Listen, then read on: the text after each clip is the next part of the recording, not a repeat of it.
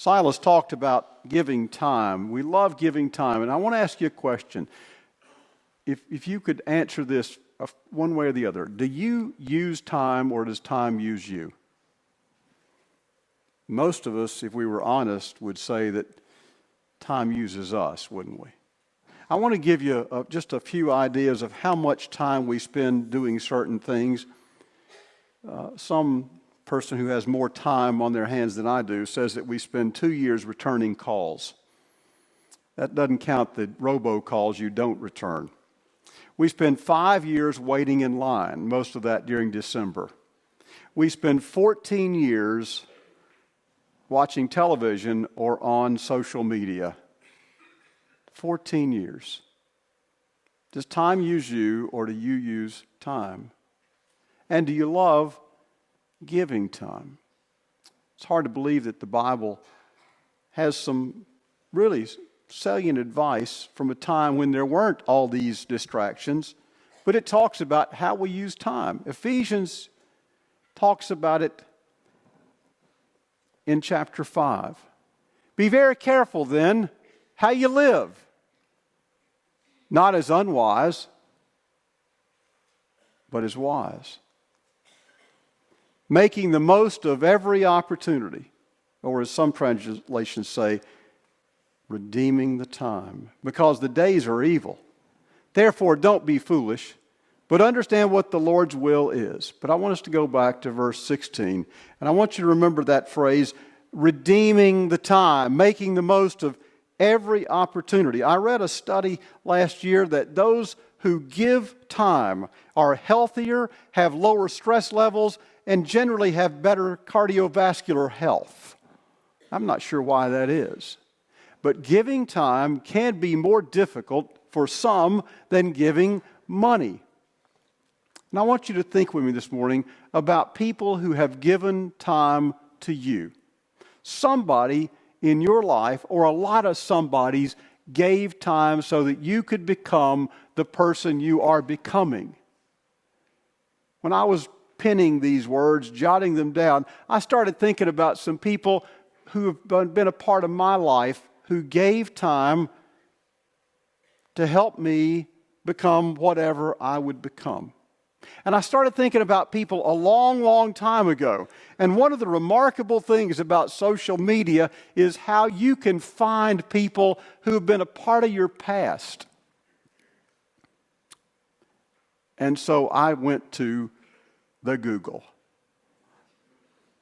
And I Googled some people who had meant a lot to me when I was a young person. They weren't necessarily people who were of great importance of the world, but they were people who took time and invested time in young folks. One of them is a man named Hap. Isn't that an unusual name, Hap? His real name was Henderson Alton Pate. He's from Wheeling, West Virginia.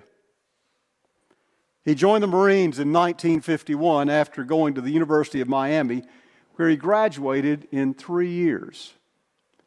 And while he was in the Marines, he got hooked up to Armed Forces Radio because he had this passion for communications. And he came out of Armed Forces Radio and he went into the world of radio entertainment. When I got to know him, he had come to Charlotte to be a part-time radio personality, or for those of us who are ancient, a disc jockey, and a manager of Big Ways radio station, which was the coolest radio station you could ever imagine if you were 16 years old. Hap Pate was my Sunday school teacher in the 11th grade. He was the coolest Sunday school teacher an 11th grade boy could ever imagine because he got free tickets to rock concerts. And he passed them out to aspiring young fans of musicians. he left Charlotte, got a promotion back to his beloved Miami. But in Miami, he loved music, he loved church, and he loved sports. And he got connected. He had been a high school official, and he got connected, and he became the clock operator for the Miami Dolphins at the Orange Bowl and at their new stadium, whatever they're calling it this week. That's what we ought to be doing. Now, I'm not telling you that 50 years from now somebody's going to put your picture on a screen, if there are screens then. He'll probably still be volunteering. But somewhere along the way, when you love giving time and you love investing in others, somewhere along the way there's going to be an indelible imprint that you make on somebody's life that you may never even know. John Wooden was the coach of UCLA, won more NCAA titles than anybody in history. And he was a Christian. And John Wooden said these words a long time ago that maybe you can hang your hat on today. You can't have a perfect day without doing something for someone who will never be able to repay you. Listen again.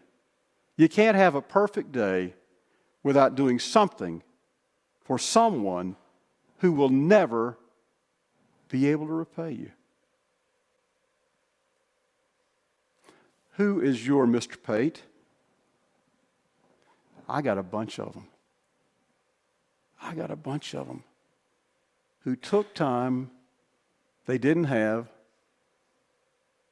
to spend time on kids they didn't have to spend it on, to invest their lives because they loved giving time. And you know, I'm kind of confident I know where they learned it. Let's pray.